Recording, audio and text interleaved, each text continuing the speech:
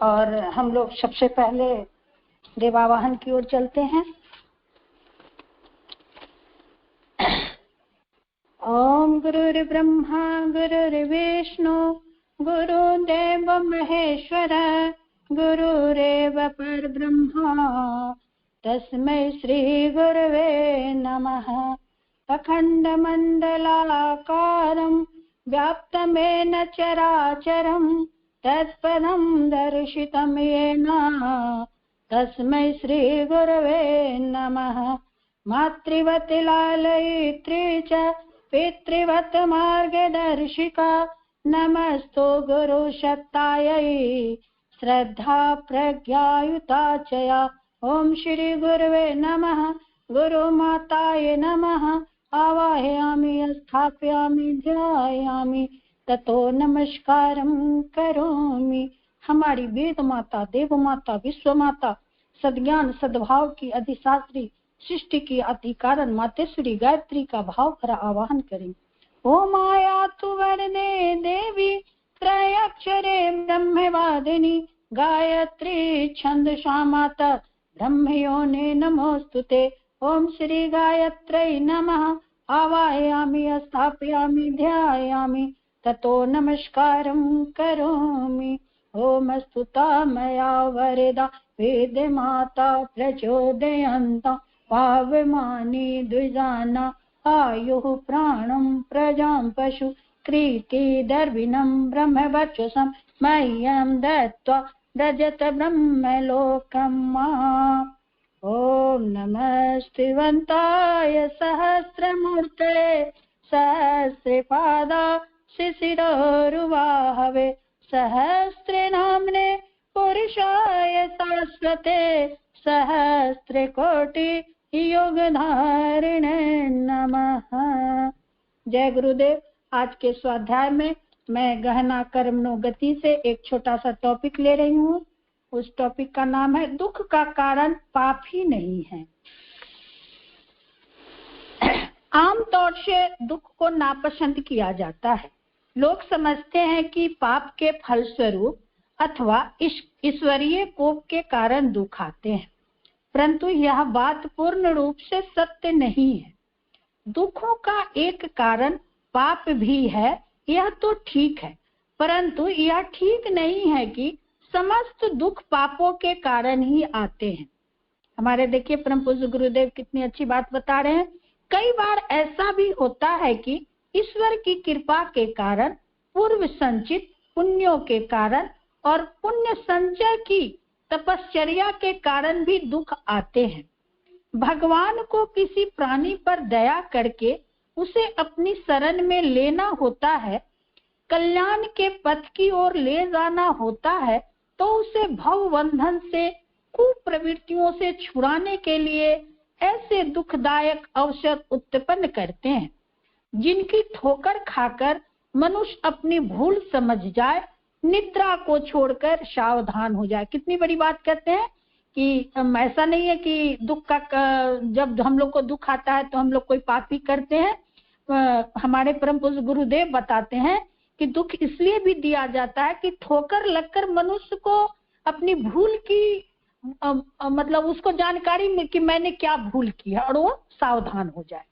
सांसारिक मोह, ममता और विषय वासना का चस्का ऐसा लुभावना होता है कि उसे साधारण इच्छा होने से छोड़ा नहीं जा सकता।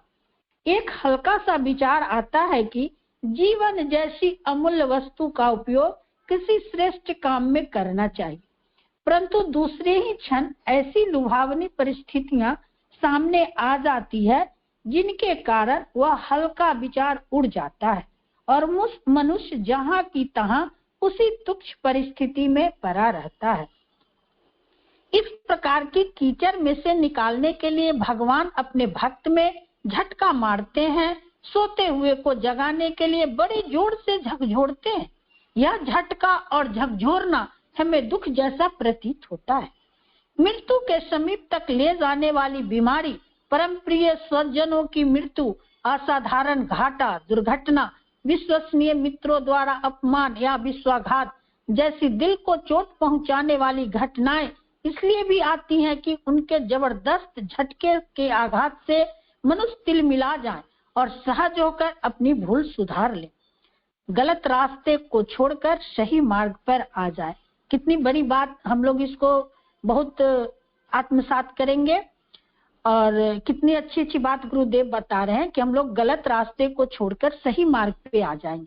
पूर्व संचित शुभ संस्कारों के कारण मनुष्य इसलिए दुख आते हैं कि शुभ संस्कार एक सच्चे चौकीदार की भांति उस मनुष्य को उत्तम मार्ग पर ले जाना चाहते हैं, परंतु पाप की ओर उसकी प्रवृत्ति बढ़ती है तो ये शुभ संस्कार इसे अपने ऊपर आक्रमण समझते हैं और इससे बचाव करने का पूरा प्रयत्न करते हैं। कोई आदमी पाप कर्म करने जाता है परंतु रास्ते में ऐसा विघ्न उपस्थित हो जाता है, उसके कारण उस कार्य में सफलता नहीं मिलती, वह पाप होते होते बच जाता है। चोरी करने के लिए यदि रास्ते में पैर टूट जाए और दुष्कर्म पूरा न हो सके तो समझना चाहिए कि पूर्व संचित शुभ संस्कारों के कारण, पुण्य फल के कारण ऐसा हुआ है। धर्म करने में, कर्तव्य धर्म का पालन करने में असाधारण कष्ट सहना पड़ता है, अभावों का सामना करना होता है। इसके अतिरिक्त दुष्ट आत्मा लोग अपने पापपूर्ण स्वार्थों पर आघात होता देखकर उस धर्म सेवा के विरुद्ध हो जाते हैं और नाना प्रकार की यातनाएं देते हैं। इस प्रकार के कष्ट सत्पुरुषों को पग पग पर झेलने पड़ते हैं। यह पुण्य संचय के, तपश्चर्या के, अपनी सत्यता की परीक्षा देकर स्वर्ण समान चमकाने वाला दुख है। निसंदेह कुछ दुख पापों के परिणाम स्वरूप भी होते हैं, परंतु यह भी निश्चित है कि भगवान की कृपा से पूर्व संचित शुभ संस्कारों से और धर्म सेवा की तपश्चर्या से भी वे आते हैं। इसी प्रकार जब अपने ऊपर कोई विपत्ति आए तो केवल यह न सोचना चाहिए कि हम पापी हैं, अभागे हैं, ईश्वर के कोप भाजन है। संभव है वह कष्ट हमारे लिए किसी हित के लिए ही आया हो। उस कष्ट की तह में शायद ऐसा कोई लाभ छिपा हो जिससे हमारा अल्पज्ञ मस्तिष्क आज ठीक रूप से न पहचान सके। दूसरे लोग अनीति और अत्याचार करके किसी निर्दोष व्यक्ति को सता सकते हैं। शोषण, उत्पीड़न और अन्याय का शिकार कोई व्यक्ति दुख पा सकता है। अत्याचारी को भविष्य में उसका दंड मिलेगा, पर इस समय तो निर्दोष को ही कष्ट सहना पड़ा। ऐसी घटनाओं को उस दुख पाने वाले व्यक्ति के कर्मों का फल नहीं कहा जा सकता। विद्या पढ़ने में विद्यार्थी को काफी कष्ट उठाना पड़ता है। माता को बालक के पालने में कम तकलीफ नहीं होती। तपस्वी और साधु पुरुष लोक कल्याण और आत्मोन्नति के लिए नाना प्रकार के दुख उठाते हैं। इस प्रकार स्वेच्छा से स्वीकार किए हुए कष्ट और उत्तरदायित्व को पूरा करने में जो कठिनाई उठानी पड़ती है एवं संघर्ष करना पड़ता है, उसे दुष्कर्मों का फल नहीं कहा जा सकता। हर मौज मारने वाले को पूर्व जन्म का धर्मात्मा और हर कठिनाई में पड़े हुए व्यक्ति को पूर्व जन्म का पापी कह देना उचित नहीं है। ऐसी मान्यता अनुचित एवं भ्रमपूर्ण है। इस भ्रम के आधार पर कोई व्यक्ति अपने को बुरा समझे, आत्मग्लानि करे, अपने को नीच या निंदित समझे, इसकी कोई आवश्यकता नहीं। कर्म की गति गहन है, उसे हम ठीक प्रकार नहीं जानते, केवल परमात्मा ही जानता है। हमें अपने कर्तव्य और उत्तरदायित्व को पूरा करने के लिए हर घड़ी प्रयत्नशील एवं जागरूक रहना चाहिए। सुख दुख तो आते हैं, उन्हें धैर्य पूर्वक स्वीकार करना चाहिए। मनुष्य की जिम्मेदारी अपने कर्तव्य धर्म का पालन करने की है। सफलता, असफलता या दुख सुख अनेक कारणों से होते हैं, उसे ठीक प्रकार कोई नहीं जानता। ये छोटा सा मैं गहना कर्म गुणोगति में से एक टॉपिक ली थी और ये टॉपिक खत्म हो गया है। तो कितनी अच्छी बात गुरुदेव बताए कि हम लोग हर दुख का कारण कोई पाप ही नहीं होता है। जय गुरुदेव। दीदी नेक्स्ट। बहुत सुंदर अनामिका दीदी,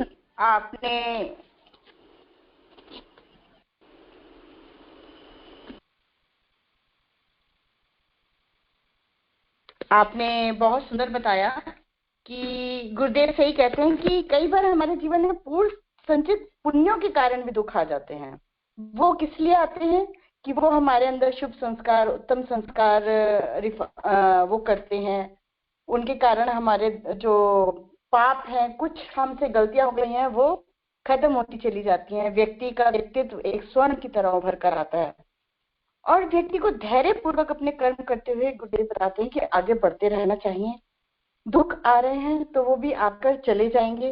स्वेच्छा से स्वीकार करने वाले कष्ट भी व्यक्ति को कहीं ना कहीं परिमार्जित करते हैं। उनसे घबराना नहीं चाहिए। बहुत सुंदर आपने बताया। अब मैं पुष्पा दीदी से रिक्वेस्ट करूंगी। पुष्पा दीदी, आप हमें क्या बताएंगी गुरुदेव के साहित्य में से?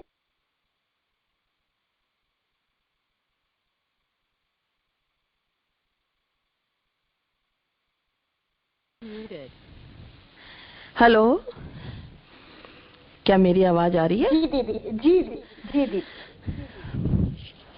परम पूज्य गुरुदेव वेद माता गायत्री माँ जी दादा गुरु के चरणों में पुष्प अर्पित करके मैं प्रणाम करके अपनी बात को बोलूंगी। यह है टॉपिक अवगण्य संस्कारवान पीढ़ी। बड़े हर्ष का विषय है कि आप सभी अथक एवं नैष्ठिक प्रयास से अखिल विश्व गायत्री परिवार का नाम सामूहिक गर्भ संस्कार हेतु golden book of world records में दर्ज हो गया है। इसमें गुरुदेव बता रहे हैं कि हमको जड़ से ही काम शुरू कर देना चाहिए जब से बहनें गर्भवती होती हैं।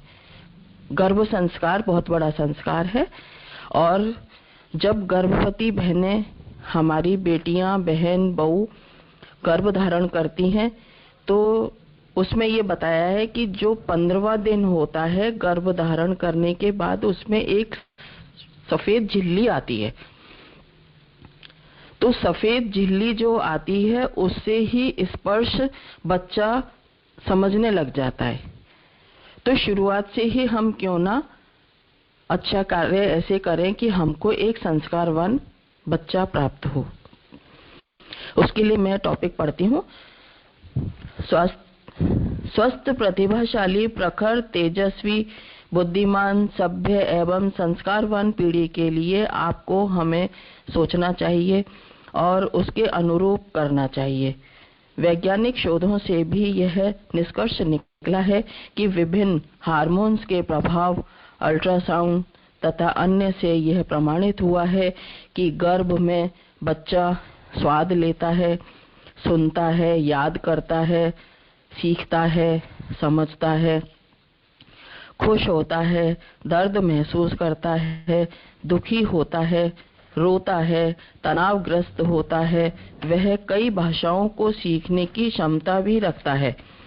माँ के शरीर से बच्चे का शरीर, माँ के मन से बच्चे का मन बनता है। नकारात्मक सोच, कुपोषित, तनावग्रस्त एवं क्रोधित माँ का बच्चा बीमार, चिड़चिड़ा, रोने वाला, गुस्से वाला, उदास, नासमझ व मानसिक, भावनात्मक एवं व्यावहारिक विकारों से ग्रसित तथा कई बीमारियों की जड़ें लेकर पैदा हो सकता है।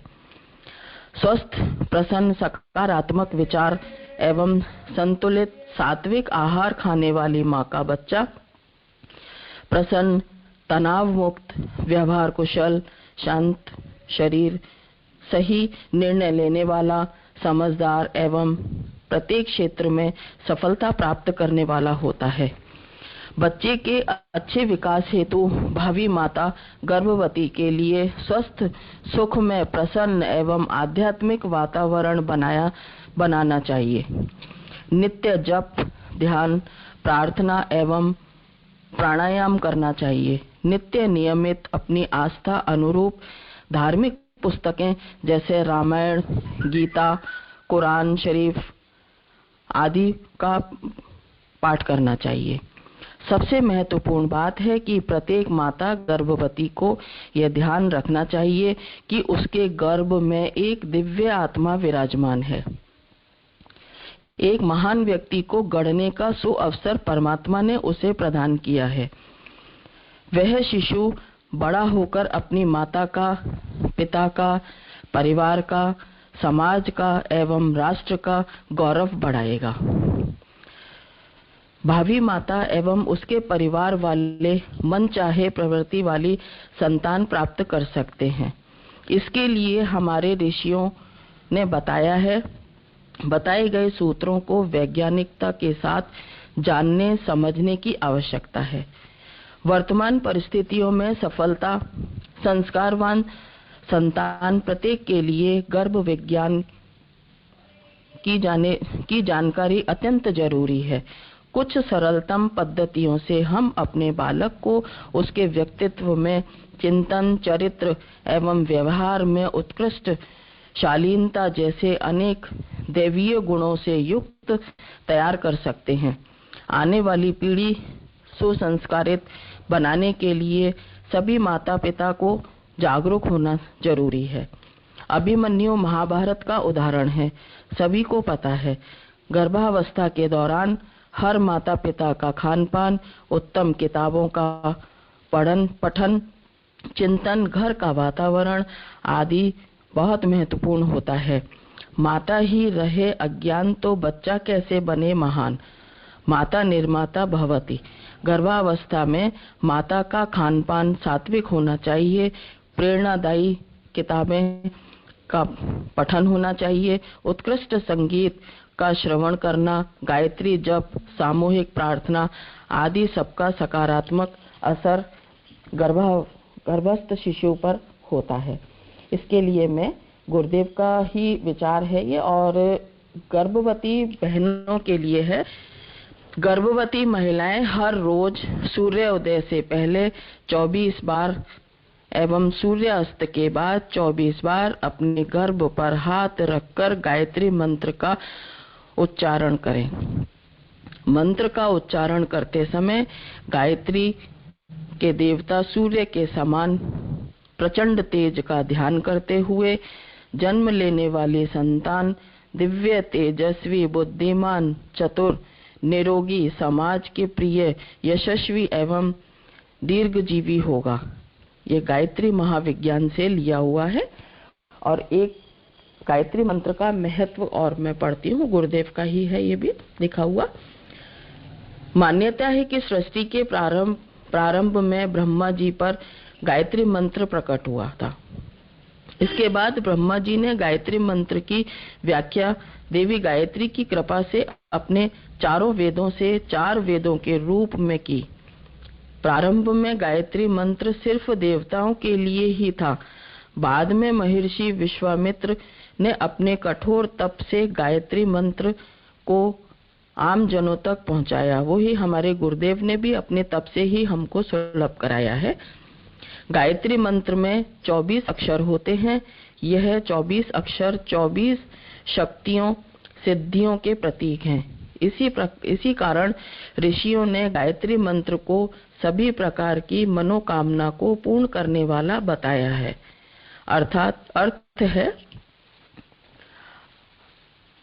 अर्थात उस प्राण स्वरूप, दुख नाशक, सुख स्वरूप, श्रेष्ठ, तेजस्वी, पापनाशक, देव स्वरूप परमात्मा को हम अपनी अंतरात्मा में धारण करें। वह परमात्मा हमारी बुद्धि को सन्मार्ग में प्रेरित करे। गायत्री मंत्र जपने के अनेकों लाभ हैं। गायत्री मंत्र का नियमित रूप से 7 बार जप करने से व्यक्ति के आसपास नकारात्मक शक्तियां बिल्कुल नहीं आती हैं। व्यक्ति का तेज बढ़ता है। बौद्धिक क्षमता और मेधावी शक्ति यानी स्मरण शक्ति बढ़ती है। मानसिक चिंताओं से मुक्ति मिलती है। मेरा कहने का ये कि जो भी गर्भवती अपनी बहन, बेटियां, बहू जो भी गर्भ धारण करती हैं वो ये वाले संस्कार को जरूर करवाएं। और गुरुदेव के लिखित साहित्य है, इसके ऊपर किताब है, अवगणे संस्कारवान पीढ़ी ही उसका टॉपिक है, तो वो अवश्य पढ़े। ये कह के मैं अपनी बात को समाप्त करती हूँ। धन्यवाद। आप सभी को प्रणाम। बहुत सुंदर पुष्पा दीदी, आपने बहुत सुंदर और बहुत इम्पोर्टेंट इंफॉर्मेशन हम सबको दी है। एक मिनट, मुझे अपनी आवाज की इको, अच्छा अब ठीक है, मुझे इको सुनाई दे रही है अपनी आवाज की। क्या मेरी आवाज डिस्टर्ब आ रही है? सारिका या नीरू में से कोई बताएंगे?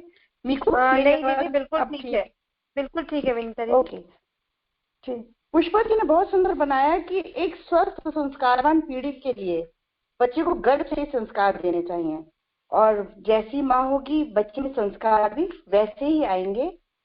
क्रोधित माँ होगी, हर समय चिड़चिड़ी रहेगी गर्भ के समय, तो बच्चा भी व्यवहारिक विकारों से ग्रस्त रहेगा। और एक माँ जो बहुत शांत 9 महीने शांत रहती है, सात्विक भोजन करती है, स्वस्थ वातावरण में रहती है, सदा प्रसन्नचित रहती है, तो उसका बच्चा भी संस्कारित होता है, खुश होता है, एक हंसमुख बच्चा होता है। गुरुदेव कहते हैं कि प्रत्येक माँ गर्भ में एक दिव्य प्राण का पोषण करती है, और माँ के भाव और उसके विचारों से ही बच्चे का पोषण होता है। माँ को गर्भावस्था में स्वाध्याय करना चाहिए, सात्विक भोजन करना चाहिए, जप और साधना करनी चाहिए, गायत्री मंत्र का जप करना चाहिए, सूर्य आराधना करनी चाहिए, जिससे कि वह एक स्वस्थ और संस्कारवान शिशु को जन्म दे सके, और समाज को एक संस्कारवान बच्चा देकर ही हम आगे एक अच्छा समाज की तरफ आगे बढ़ा सकते हैं, बढ़ सकते हैं। बहुत सुंदर। और अब मैं अर्चना दीदी से कहूंगी, अर्चना जी आप हमें क्या बताएंगे गुरुदेव के साहित्य में से? सभी को प्रणाम। आज का मेरा टॉपिक मार्च 2022 अखंड ज्योति से है। मन का मेडिटेशन के ऊपर है कि हम सब मेडिटेशन करते हैं, पर एक्चुअल मेडिटेशन चीज क्या है? ध्यान मन का मौन है, मन का मौन हो जाना ही ध्यान है, मन का मिट जाना ही ध्यान है, मन का हमेशा हमेशा के लिए रुक जाना, ठहर जाना ही ध्यान है। मन का ऐसा मौन अस्थायी नहीं, स्थायी होता है, इसीलिए यह मौन मरण है, मृत्यु है मन की। और मन का ऐसा मौन, ऐसा मरण ही, मृत्यु ही ध्यान है। गुरुजी का कहना है कि हम अपने मन में कितने सारे विचार लेकर आते हैं, हमारे अवचेतन मन में पता नहीं कितने विचार आते हैं। जिस दिन हम धीरे धीरे करके इन विचारों से छुटकारा पा लेंगे, हम ध्यान में हो जाएंगे। हम हर वक्त ध्यान में रह सकते हैं, जबकि हमारे मन में कोई भी विचार न हो। अचेतन मन व्यक्ति के कर्म, संस्कारों, अच्छे बुरे अनुभवों, स्मृतियों का भंडागार है। हमारा अचेतन मन हमारे द्वारा किए गए अच्छे बुरे, शुभ अशुभ, पाप पुण्य आदि कर्मों के संस्कारों का बसेरा है। अचेतन के इन्हीं संस्कारों के शोर शराबों से हमारा चित्त चंचल होता है। इसीलिए ऊपर से शांत दिखते हुए भी हम अंदर से बहुत अशांत होते हैं। हमारे मन में रह रहकर शुभ अशुभ, पाप पुण्य आदि विचारों के तूफान उठते ही रहते हैं। फलस्वरूप हम अशांत, उद्विग्न, हताश और निराश होते हैं।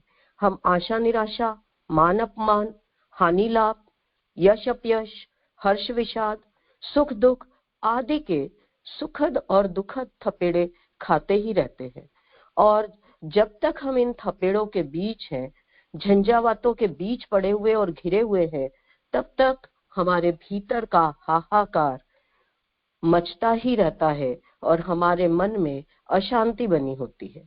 यदि हम अपने अचेतन मन का पूर्णतः परिमार्जन कर लें, परिष्कार कर लें, तब हम आशा निराशा, मान अपमान, हानि लाभ, जीवन मरण, सुख दुख, हर्ष विषाद ऐसे सभी से ऊपर उठकर, उनसे परे जाकर, उनसे अप्रभावित रहकर सदा आनंद, शाश्वत सुख और शांति में स्थित हो सकते हैं।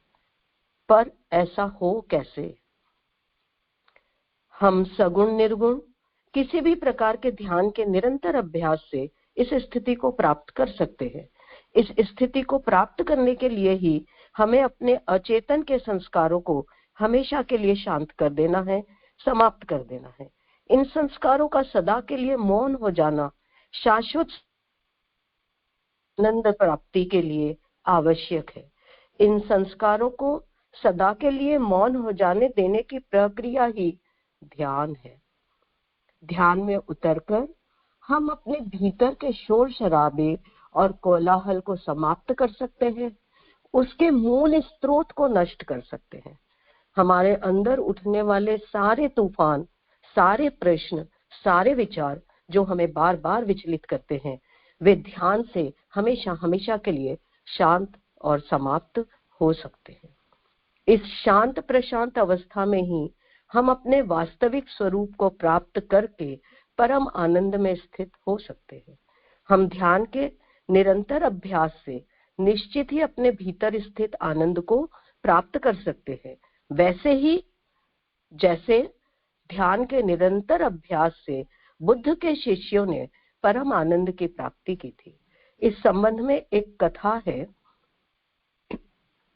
एक बार मौलुंक पुत्र नाम का एक विद्वान जिज्ञासु अपने 500 शिष्यों के साथ महात्मा गौतम बुद्ध के पास पहुंचा। उस विद्वान के पास बहुत सारे प्रश्न और जिज्ञासाएं थी।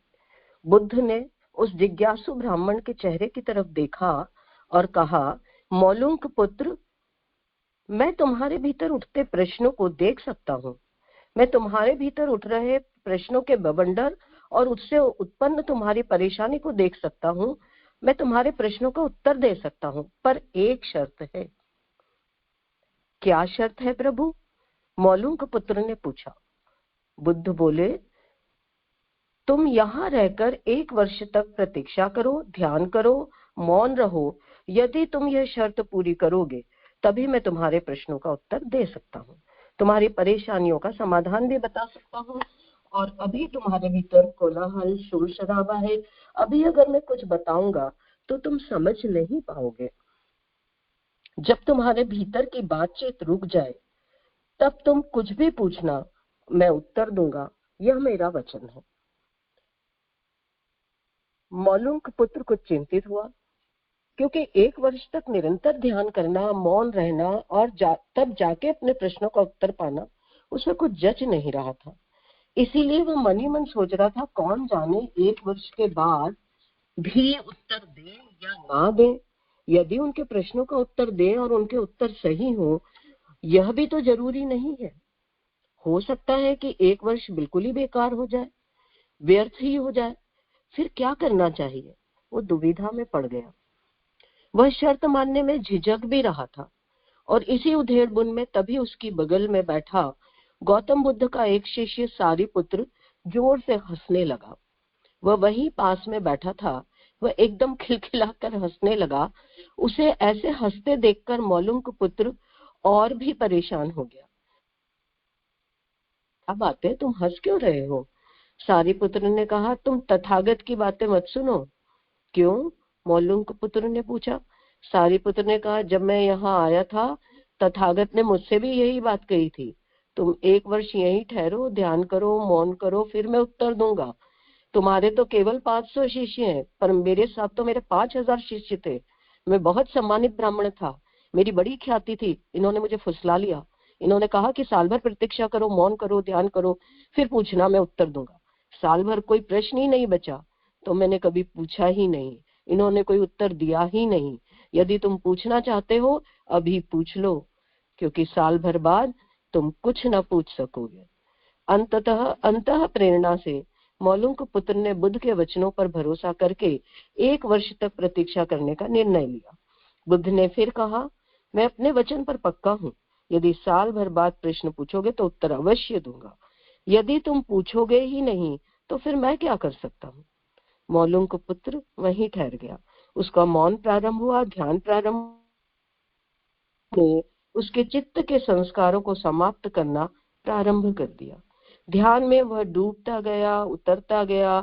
धीरे धीरे मन स्वतः ही मौन हो गया। भीतर की हलचल, कोलाहल धीरे धीरे शांत होने लगी, समाप्त होने लगी। चित्त के संस्कार क्षीण होते गए, लुप्त होते गए, विलुप्त होते गए और अंततः वह स्थिति आई कि उसका चित्त निर्विकार, निर्विचार, शुद्ध बुद्ध अवस्था को प्राप्त होने लगा। मन में सारे प्रश्न, सारे विकार, सारे विचार, सारे संस्कार ऐसे झड़ते गए जैसे पतझड़ में वृक्ष की डाली से पत्ते झड़ते जाते हैं। इस प्रकार ध्यान और मौन के निरंतर अभ्यास में 1 वर्ष कैसे बीत गया, मौलुंक पुत्र को इसका पता ही नहीं चला। अब बुद्ध को प्रश्न कौन करे, क्योंकि उनके मन में प्रश्न तो रहे नहीं, विकार, विचार, संस्कार रहे ही नहीं, कोलाहल, शोर शराबा रहा ही नहीं। फिर कौन और क्या प्रश्न करे, और इसकी फिक्र भी कौन करे? जब प्रश्न ही नहीं रहे तो उत्तर की फिक्र कौन करेगा? तब एक दिन अचानक स्वयं बुद्ध ने ही पूछा, वत्स, यह वर्ष का अंतिम दिन है। इसी दिन तुम 1 वर्ष पहले यहाँ आए थे और मैंने तुम्हें वचन दिया था कि 1 वर्ष के बाद तुम जो भी प्रश्न पूछोगे, जिज्ञासाएं व्यक्त करोगे, मैं उत्तर दूंगा। मैं उत्तर देने को तैयार हूँ, अब तुम प्रश्न पूछो। मौलुंग पुत्र हंसने लगा और बोला, प्रभु, आपने मुझे भी फुसला लिया और बहला लिया। 1 वर्ष के बाद समझ में आया कि आपने मुझे यहाँ 1 वर्ष तक रुकने को कहा क्यों था, ध्यान करने को क्यों कहा, मौन रहने को क्यों कहा। ये सारीपुत्र ठीक ही कहता था। अब पूछने के लिए मेरे पास कोई प्रश्न ही नहीं है, मैं क्या पूछूं। हे प्रभु, आपने मुझे यहाँ 1 वर्ष तक रुकने को कहा कहकर मेरे ऊपर अनुग्रह किया है, इसके लिए मैं हमेशा आपका ऋणी रहने वाला हूँ। तब बुद्ध बोले, असल में यदि तुम सत्य नहीं हो तो समस्याएं ही समस्याएं हैं और प्रश्न भी होते हैं। प्रश्न तुम्हारे झूठ से पैदा होते हैं, तुम्हारे स्वप्न और तुम्हारी नींद से पैदा होते हैं। जब तुम सत्य होते हो, प्रामाणिक होते हो, निर्मल होते हो, ध्यानस्थ होते हो, तो सारे प्रश्न तिरोहित हो जाते हैं। वे आगे बोले, यदि तुम्हारे भीतर प्रश्न उठने बंद हो गए हैं तो मुझे उत्तर देने की जरूरत ही नहीं है। तुम्हें उत्तर स्वयं ही मिल गए हैं। ध्यान में, मौन में रहकर ही मन की ऐसी अवस्था उपलब्ध होती है जहाँ प्रश्न उठते ही नहीं है। मन की प्रश्न रहित अवस्था ही एकमात्र उत्तर है। यही तो ध्यान की पूरी प्रक्रिया है। प्रश्नों को गिरा देना, भीतर चलती बातचीत को गिरा देना है। यही तो ध्यान की प्रक्रिया है।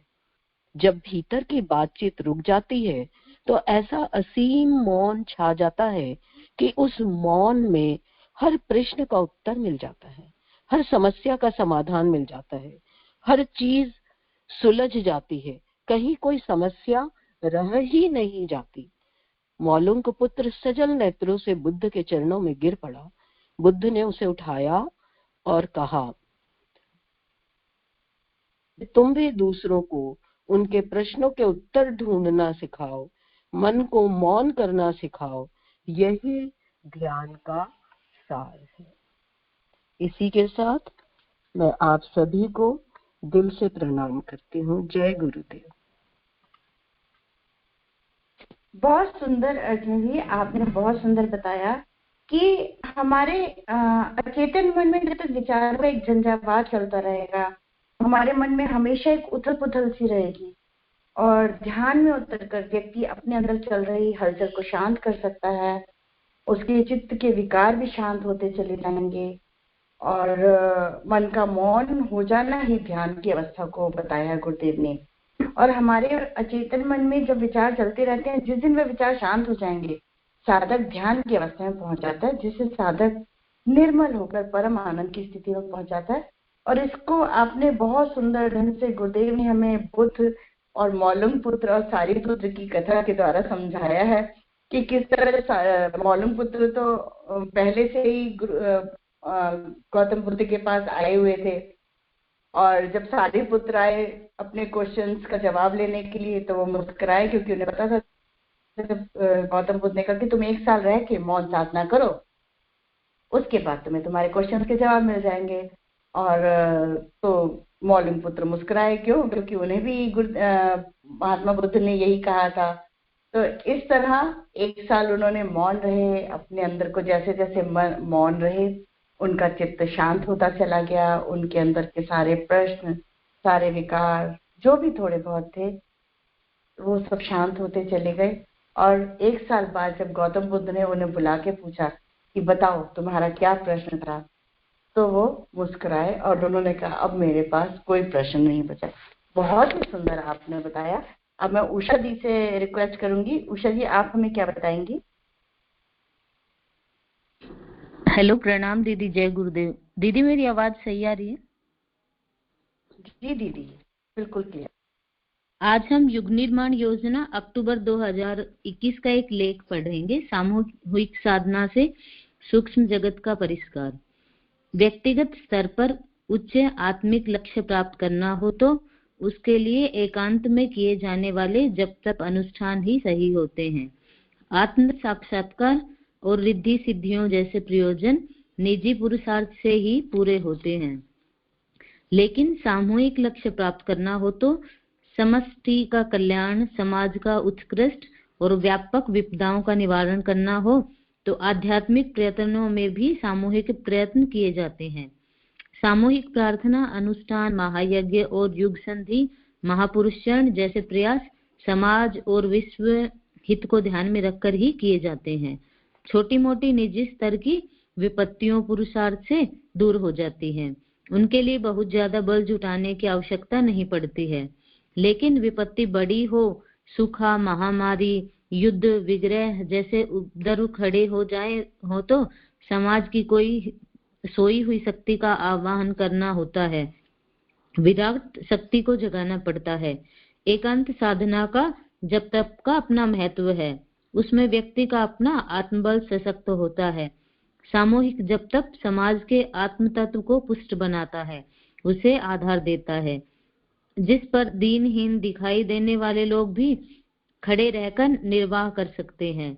मंत्रों में शक्ति है, यह निर्विवाद है। उन्हें ठीक से साधा जाए तो सूखा आसमान बरस उठता है और निर्जीव सिकाया गति करने, सांस लेने लगती है। अपने आत्मविकास के लिए अथवा निजी प्रयोजनों के लिए उनकी साधना का स्वरूप अलग है।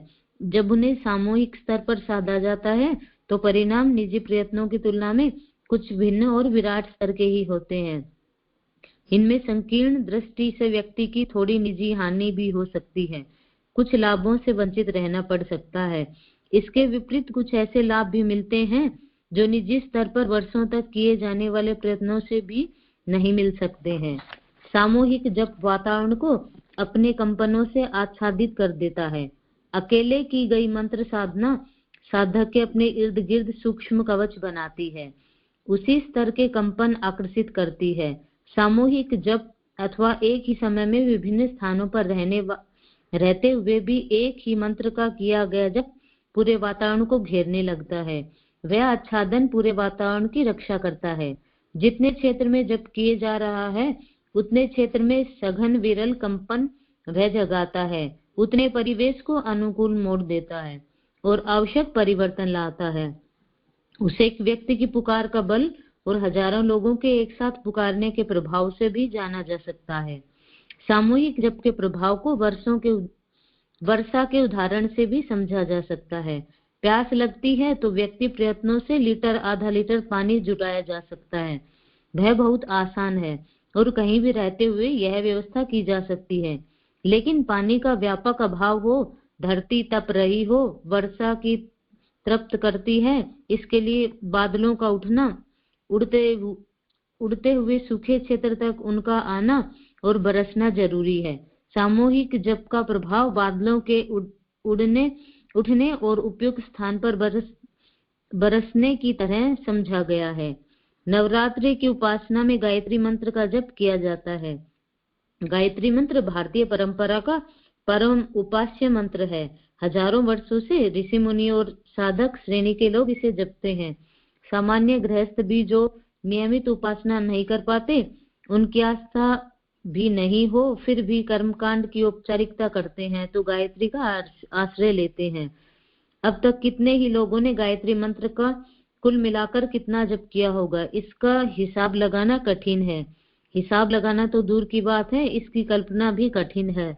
हजारों करोड़ों लोगों ने 10-15 वर्ष से लेकर 60-70 वर्ष तक प्रतिदिन गायत्री मंत्र का जप किया होगा। उस जप का प्रभाव सूक्ष्म आकाश में संव्याप्त है।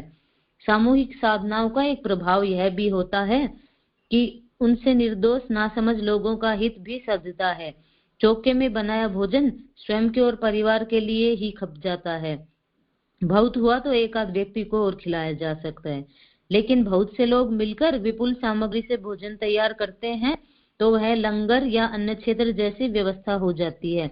10-20 लोगों द्वारा किया गया वह प्रयत्न सैकड़ों लोगों को तृप्त कर सकता है। सामूहिक साधनाएं भी उनमें लगे साधकों की तुलना में कई लोगों को लाभ पहुंचाती है, उनके आध्यात्मिक क्षुधा को तृप्त करती है। जिन जातियों अथवा समाजों ने संगठित प्रयत्न किए और लौकिक क्षेत्र में ऐतिहासिक सफलताएं प्राप्त की, उन्होंने सामूहिक उपासना को महत्व दिया है।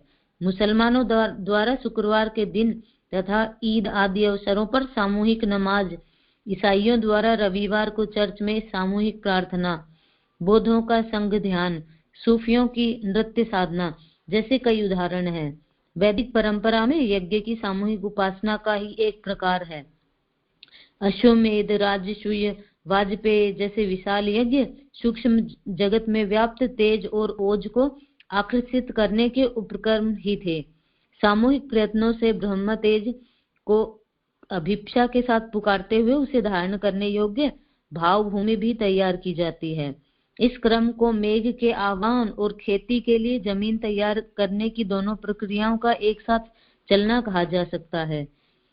यज्ञ महायज्ञों के अलावा ऋषि आश्रमों में वेद पाठ, सामूहिक जप, अनुष्ठान आदि कृत्य भी चलते हैं। उपासना के लिए सूर्य के उदय और अस्त होने का एक समय निर्धारित था कि एक ही समय जप और अधरे की शर्त स्वतः पूरी हो जाती थी। आज भी किसी भी जप तप से पहले सत्प्रवृत्ति संवर्धन, दुष्प्रवृत्ति उन्मूलन, कायिक, वाचिक, मानसिक दोष निवारण, अभीष्ट कर्मों में सफलता, आत्म कल्याण एवं विश्व कल्याण आदि उद्देश्यों को संकल्प में जोड़ा जाता है। उद्देश्यपूर्ण संकल्पों के बिना जब तप अधूरा रहता है। एक ही समय में एक उद्देश्य के लिए की गई उपासना सामूहिक जप की श्रेणी में आती है। उसका प्रभाव भारत के गौरव अतीत के दिनों में देखा गया। भारतीय मान्यता के अनुसार हमारी यह सृष्टि लाखों वर्ष पुरानी है। वैदिक परंपरा अनादि है। उन दिनों साधना, स्वाध्याय और सामाजिक संस्कार के प्रयोग नियमित चलते रहते थे। कहना न होगा कि भारत की गौरव गरिमा को स्थिर रखने में शुद्ध आध्यात्मिक स्तर के प्रयत्नों का योगदान विलक्षण ही था। उसे आधारभूत श्रेणी का ही मानना होगा। सामान्य लक्ष्य एकाकी प्रयत्नों से प्राप्त किए जा सकते हैं। छोटा मोटा निर्माण करना है तो एकाध व्यक्ति उसे संपन्न कर लेता है। थोड़े बड़े निर्माण करने हो तो कुछ ज्यादा लोगों को मिलकर प्रयत्न करने होते हैं, जैसे भवन बनाना या बड़े प्रयोजनों की व्यवस्था करना। लेकिन महान लक्ष्य प्राप्त करना हो तो उसके लिए हजारों लोगों को संघर्ष करना पड़ता है। समाज में व्यापक परिवर्तन के लिए अथवा अत्याचारी आतताई सत्ता को उलटने के लिए बड़ी संख्या में लोगों को अपना समय एवं साधना झोंकनी पड़ती है। महत्वाकांक्षाओं को तिलांजलि देनी पड़ती है। आज भी सूक्ष्म जगत में व्यापक हेरफेर करने के लिए सामूहिक स्तर पर हजारों साधकों को श्रम, संकल्प और संयम के साथ जुटकर साधना उपासना करनी होगी। सामूहिक साधना एक साथ संभव नहीं होने पर अपने अपने घरों में अपनी साधना स्थली पर निश्चित समय पर एक उद्देश्य के लिए की गई साधना भी वैसी ही फल देती है जैसा फल सामूहिक साधना में मिलता है। शांति कुंज में भी गुरुदेव ने मतलब हर महीने के जो हम सत्र करते हैं, हर महीने 3 सत्र चलते हैं, तो उसमें भी सामूहिक रूप से लोग एक साथ जप करते हैं तो उसका भी विशेष महत्व मिलता है। इसी तरह नवरात्रि के समय में भी हम सब लोग सामूहिक साधना करते हैं तो उसका विशेष महत्व मिलता है। जैसे कि जब राम ने रावण को मारा था तो युद्ध किया था तो सब पशु पक्षियों ने भी उनका साथ दिया था, तो उस समूह की शक्ति का एक विशेष महत्व था। इसी प्रकार भगवान कृष्ण ने भी जब गोवर्धन पर्वत उठाया था तो सब ग्वाल बालों ने उनके साथ आके अपनी अपनी लाठी लगाई थी तो उन सब लोगों की जान बची गई थी। इसी प्रकार गुरुदेव ने भी सामूहिक साधना पर विशेष महत्व दिया है।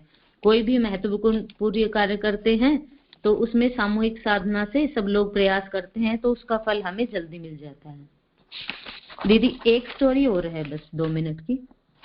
एक दिन एक साहूकार को शक हुआ कि उसके खजाने में कहीं खोटे सिक्के तो नहीं आ गए हैं। जांचने के लिए उसने सिक्के एक जगह इकट्ठे किए और उनकी जांच पड़ताल शुरू कर दी। अच्छे सिक्के तिजोरी में और खराब सिक्के एक तरफ पटके जाने लगे। तो खोटे सिक्के घबराए। उन्होंने परस्पर विचार किया, भाई अब तो अपने बुरे दिन आ गए। यह साहूकार अवश्य हम लोगों को छांट बीन कर तुड़वा डालेगा। कोई युक्ति निकालनी चाहिए जिससे उनकी नजर से बचकर तिजोरी में चले जाएं। एक खोटा सिक्का बड़ा चालाक था। उसने कहा, भैया हम लोग जोर से चमकने लगेंगे तो यह साहूकार पहचान नहीं पाएगा और अपना काम बन जाएगा। बात सबको पसंद आई। सब खोटे सिक्के दिखावटी चमकने लगे और सेठ की तिजोरी में पहुंचने लगे। खोटे सिक्कों को अपनी चालाकी पर बहुत अभिमान हुआ। गिनते गिनते एक सिक्का नीचे जमीन पर गिर पड़ा। नीचे पत्थर था, सिक्का उसी से टकराया। साहूकार चौंका, यह क्या, चमक तो अच्छी है पर आवाज तो इसकी थोथी है। उसे शंका हो गई। उसने दोबारा फिर से सब सिक्के निकाले और पटक पटक कर उनकी जांच शुरू कर दी। फिर क्या था, असली सिक्के एक तरफ, नकली सिक्के एक तरफ। दिखावट थोड़े समय चल सकती है, खोटाई अंततः प्रकट ही हो जाती है। कोई भी मनुष्य अपनी कमजोरी नहीं छिपा सकता। सभी को प्रणाम। जय गुरुदेव जी। बहुत सुंदर उषा दीदी, आपने बहुत सुंदर बताया कि सामूहिक साधना से समाज का कल्याण संभव है, कि बड़ी हुई विपत्ति आने पर समाज की सोई शक्ति जगाने के लिए सामूहिक साधना के द्वारा हम आगे समाज के कल्याण में अपना योगदान कर सकते हैं। इसके लिए सामूहिक जप, सामूहिक साधना, यज्ञ, संपूर्ण वातावरण में इनके द्वारा एक अनुकूलता आ जाती है। जैसे नवरात्रि में भी हम सभी गायत्री साधना करते हैं, जगह जगह ऐसा नहीं है। वो गुरुदेव ने अभी आपने बताया, गुरुदेव के द्वारा कि सामूहिक साधना जरूरी नहीं है कि हम एक ही स्थान पे एकत्रित होकर ही करें। एक निश्चित समय पे अपने अपने घरों में बैठ के भी जब सब एक साथ साधना करते हैं तो वो भी एक कहीं ना कहीं सामूहिक साधना का असर डालती है पूरे सूक्ष्म जगत में, और इसका प्रभाव ओज और तेज सूक्ष्म जगत में संव्याप्त हो जाता है। हमारी तो वैदिक परंपरा ही ऐसी रही है कि उसमें यज्ञ, जप, साधना ये हमारी संस्कृति का ही एक अंग थे। तो इस तरह हम सब, गुरुदेव ने हमें एक राह पे चलाया है और कहीं ना कहीं हम भी कोशिश करते हैं कि सामूहिक रूप से एक निश्चित समय पे साधना करें। नादयोग करते हैं शाम को 6 बजे, 5:40 पर गायत्री चालीसा पाठ करते हैं, दोपहर में 1:30 बजे करते हैं, 11 बजे स्वाध्याय करते हैं। तो ये कहीं ना कहीं हमारे विचार इससे परिष्कृत होते हैं और संपूर्ण वातावरण में इसका प्रभाव पड़ता है।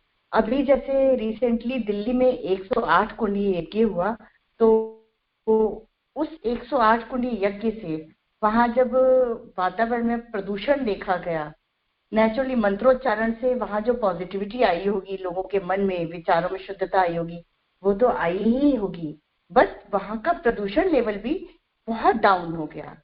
तो हम सब कोशिश करेंगे कि सामूहिक रूप से अपनी साधना में जुड़े रहें, गुरुदेव में आगे बढ़ाते रहें। अब मैं नीरू से कहूंगी, आहुतियों के साथ आज के स्वाध्याय का क्रम का समापन करेंगे। धन्यवाद।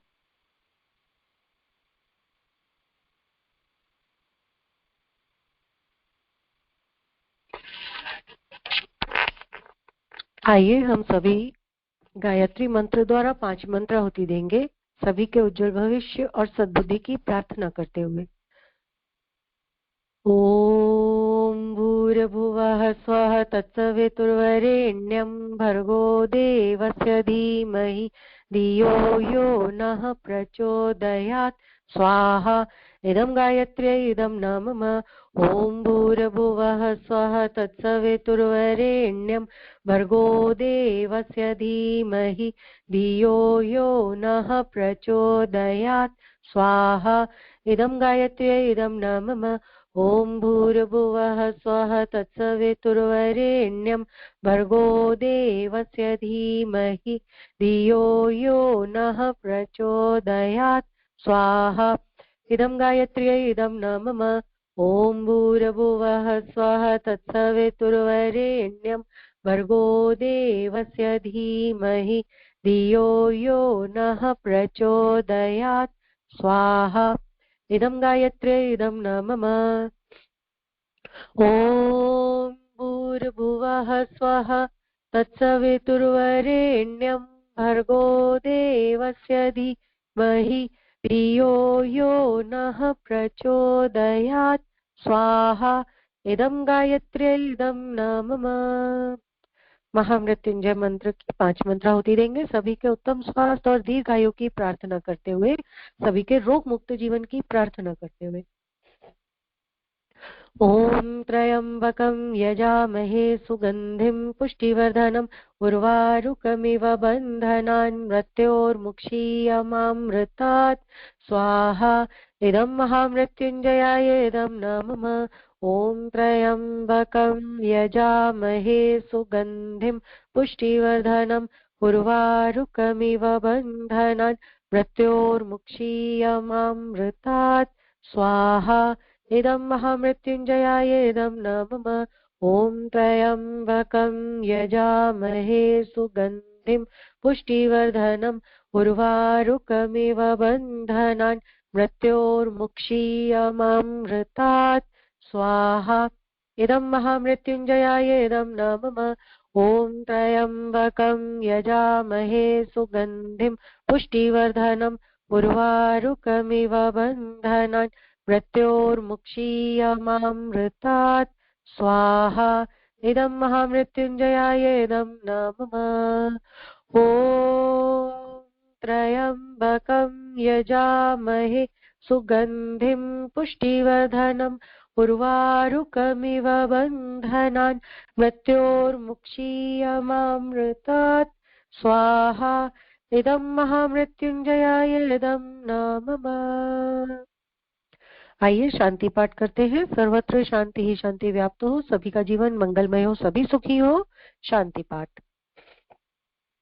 ओम द्यौ शांति अंतरिक्षं शांति पृथ्वी शांतिरापः शांति औषधयः शांति वनस्पतयः शांतिर्विश्वे देवा शांति ब्रह्म शांति सर्वगं शांति शांतिरेव शांति सामा शांतिरेधि।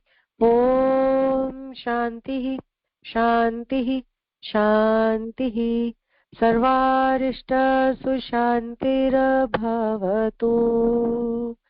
सभी को प्रणाम, जय गुरुदेव। सभी लोग 1:30 बजे ज्योति अवतरण साधना में और शाम को 5:40 पर सामूहिक चालीसा पाठ में नाद योग साधना में आप सभी लोग जरूर ज्वाइन कीजिएगा।